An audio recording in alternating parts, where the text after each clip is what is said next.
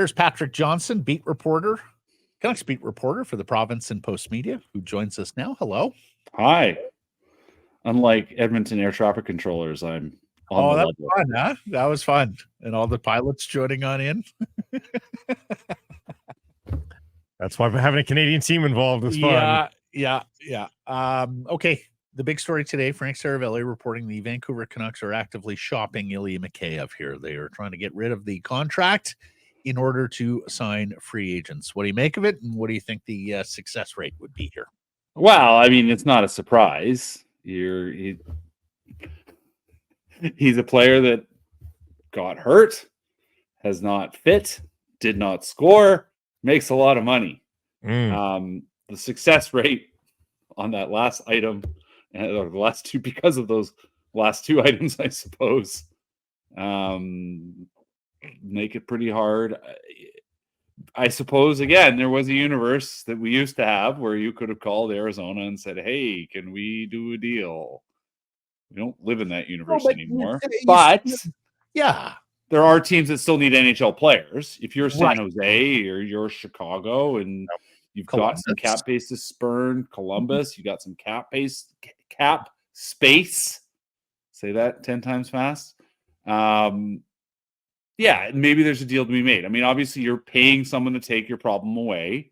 Yeah. In what sense? In retention or sweetener? I think you're sweetener because you don't want to retain anything. I think you want that space because you look at the guys in front of you. You want to be competitive on Gensel. You have a dream of retaining Zadorov and Lindholm, right? Like, or those types of players. Even if it's not those guys, it's those holes with that amount of money, right? Like, you're trying to find ways to create more space, even more space to work with than you already have, for some very high-end things, because you are trying to figure out how you can make yourself as good, if not better, than you were last year. Prospect or pick sweetener? So good question. Well, my instinct was pick. I don't think prospect, sure. I just, going back to the deadline, they didn't want to move Lekaramaki. They didn't want to move Willander. They didn't want to move Pettersson. There's not a lot beyond that of any real value. So I have to assume you're talking about pick. But then again, you're not talking about picks till next year.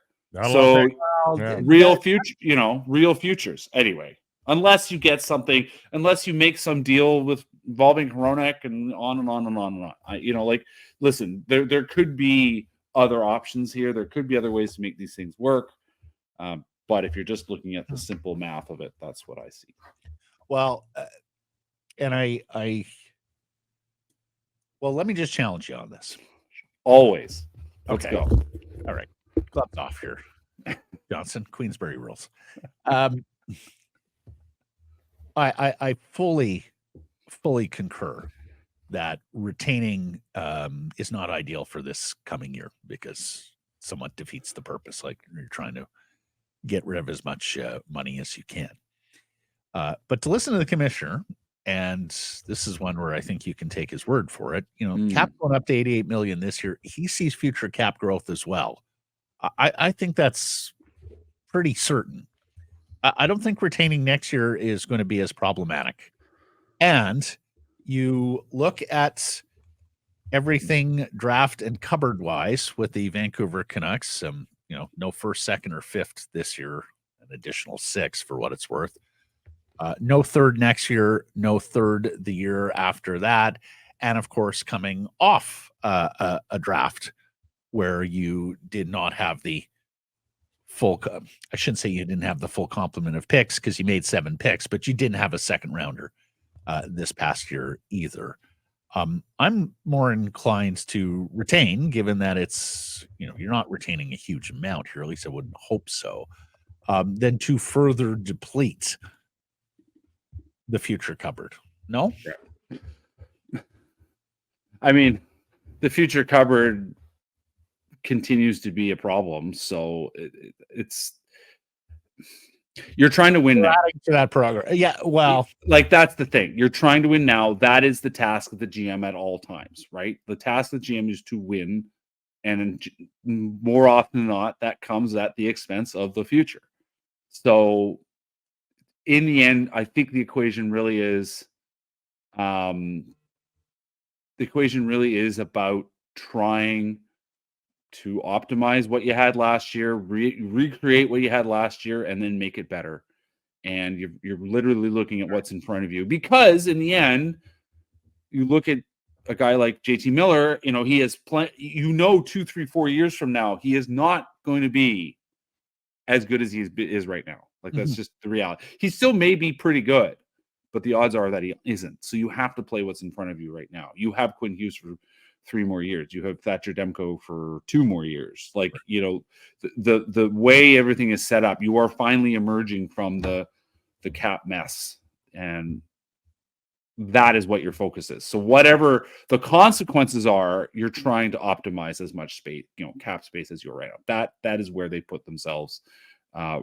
Whether you are a believer in that or not, I don't, that's the reality. The other thing to remember here too is that I really have come to the conclusion, and is that the way the draft has shifted, and I'm going to write about this sometime in the next couple of weeks before the draft comes up. The way the draft has shifted, late round picks just do not hit almost ever anymore. And I think the Canucks have figured this out. And I think they see that late picks are things that teams do see as currency. Whether they feel the same way that the Canucks feel about them is irrelevant. But they're not worried about moving a 5, 6, 7. And in isolation, I wholeheartedly agree. It's the compounding, it's the critical mass of moving picks out as much as this franchise has over the last 10 years that I think has gotten you to. But you also have to recognize your window, right? You have to recognize where you are, and now they're in the business of acquiring NHL talents, right? And they got a 2-year window here. They do not have a draft pick from the last 4 years that has played an NHL game. And to Patrick's point, in terms of the last late round pick to do anything for the Vancouver Canucks, I guess it's Shilov's to a degree if you're considering the playoffs this year as a 6th round pick. But previous to that, you probably have to go back to Adam Gaudette, and even Adam Gaudette, was a marginal NHL player. Although that Forsling guy seems there was that guy too. Let's go to the poll question here, because it may be related to Mikheyev to some degree, if Columbus is so interested. But should the Canucks be interested in Patrick Laine? And, if you constructed that being realistic with Columbus's needs, what do you think that looks like? Well, I think that's a relationship that has not gone in a good direction. I got to think, the talent is there. He's scored goals, right? But I think that's the problem, is that that he does that and not much else. You'd love to have a chat with the guy, wouldn't you? Because you need to know commitment to his recovery, commitment to his refurbishment as a player. He doesn't seem like a Rick Tocchet guy. No, that's the thing. You just said it right there. Like, is it a headache what are the odds that it doesn't prove to be a headache? Well, it's only 2-year commitment, so it's not like you're signing up for a long run of this. No, but I hear you. But how do you get out from that? I just don't see it. Like, it's just there's just so many red flags on this one. Going back to Winnipeg, the way that ended, the way it's gone in Columbus. There's a lot of talented guys that had come through hockey that just didn't quite have it, and he's at the top end of talent, but not an uncommon story in terms of just not quite getting it. And I suppose if you, like you said, if you could talk to him and sort of get a sense of what might be there to dig out. He does score 30 goals blindfolded. That's the thing. And you do have to think about, like, you are going to have to start thinking about what's your Brock Besser plan, like what's the succession plan? Is he here? Are you committing to him? He's played great for you. Is he going to keep being that? Can you afford him? How does that equation work? But I'm not sure. I'm just not sure that's, I know you never say never. I always say this a lot. You never say never. I'm just not sure he's a guy that there's a stuff lining up. Not a first blush. No. Yeah. Zadorov, do you think the Canucks will blink? What's so funny? No, it's just he's been every day. Yeah. I just don't think anything's changed there. I Do you just think they'll blink on Zadorov? Canucks. I don't If think so. he's going a little bit towards them, right? Like they've made their overture saying, "Look, we'll take a little I less." just. You think Well, I mean, I go back to last week. Like, I wrote the story about. I was ready to write a story about nothing's happening, and Milstein was nothing was happening, and then the story kind of evolved into, he said, and nothing changed. But nothing changed. Like the fundamental truth was that nothing has changed. They know their positions. I just, and I think about Rutherford when I talked to him on Friday, and he obviously is very cagey. He's not going to give anything away, but was clear from that they are not expecting anything to shift. But as everyone has pointed out, takes one phone call. I just don't think. I think they've set out their stable. I think they see what they see. If you're Zadorov, as I've said from the beginning, same as Lindholm, why wouldn't you see what's outside the door? What's Vancouver's interested in. They may move on quickly, but you are also a bit of a unicorn in the type of player you are. It is worth it for you to see as a player in his position for the age he's in to see what's outside the door. And unless the Canucks made an offer that completely blew his socks off, and that hasn't happened.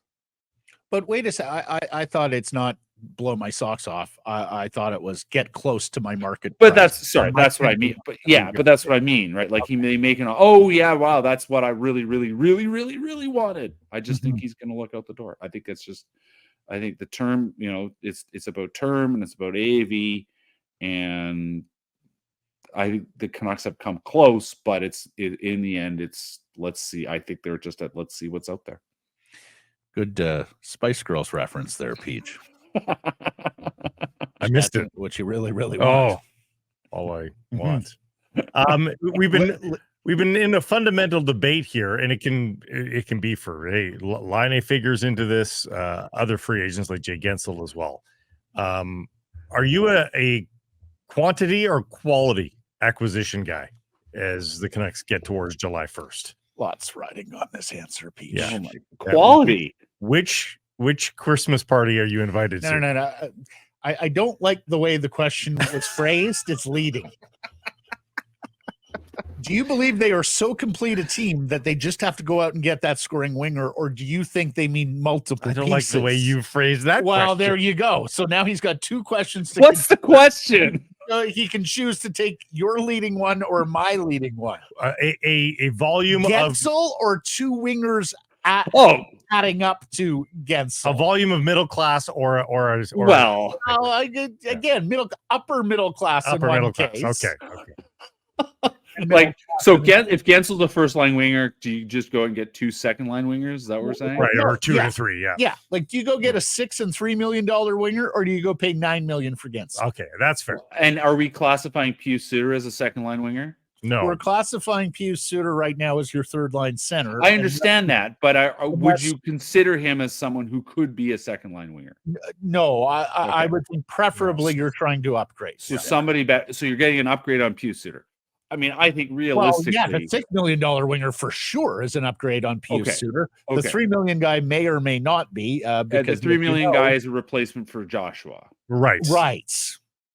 So I mean, they're clearly going to look for a replacement for Joshua. So now it becomes back to, do you want a $6 million guy or an $8 million? Like, Gensel is a guy they've sharpened their knives for. Is that the right analogy? Sure, I get what you mean. They're ready to fight. They want him. They want they clearly want the guy. But this comes back to the Mikheyev question, because they also would like to find a replacement for Mikheyev. So there's your $6 million guy, but if they can get off Mikheyev, that's why you're trying to do it. So you can get so what the real answer to the question is, they want to have their cake and eat it too. Like that is really what they want. Well, yeah. And everything I've heard behind the scenes about Alvin is that, but this is what there's this belief that they at some point are going to take it. Like Rick Tocchet already made the analogy, but they're going to make some big swings. Like they have tried a couple times to make some big moves to some really dramatic changes to this lineup. In the end, didn't happen. I don't think that has shifted, though. I think this is a management team that continues to think big, to see if they can make big changes happen. And in this case now would be essentially adding to the roster. You're not, in the old days, that 2 seasons ago, that was moving Miller, that was moving Besser, maybe even moving Garland this year. But like those are guys they don't want to move now. So now the big swings are looking in free agency and finding the most optimal use of the cap space you have. We always see pieces trying to gauge the temperature of the craziness going into the summer for trades and for signings. Soboshinsky did a piece on this, and there's a sense that this is going to be, because of the salary cap going up, a bit wild and woolly. Do you buy into that, and that the Canucks will be able to be one of the big fishermen, if you will, in the sea? Well, I mean, I talked about wanting to take big aggressive swings and see what they could really land some big fish. I do think the underwriting philosophy remains that they need to be smart in how they spend their money. I think they know that there's going to be, at some point, you're going to have to overpay. But it's about picking who to overpay on and how much you overpay. Do you think they want $3 million in cap space going into the season too, just in case? I mean, I think about like the Pullman problem, and he is there, but because he's on, he doesn't have to go on LTIR, right? Like their ideal is that they could accrue some cap space this season. Yeah. So how you line up your roster, ideally they start the season with 3 million cap space, because then half a million of that would be unused space, because 2.5 of that is going to Pullman. Yeah. But I'm not sure that's realistic. I think they know at the end of the day that they're just going to have to spend that money that's there, because that's how competitive things are going to be this summer. I'm going to be honest, I haven't looked and see who might be a free agent or a deadline acquisition. I haven't looked that far ahead. I've been focused more on this free agency stuff and all the top line stuff, and we're all hearing the same stuff. So there's nothing standing out other than I will point out that I've been talking about Hronek for several weeks, and other people just started talking about it on Tuesday. So we've been talking about Hronek since he got here.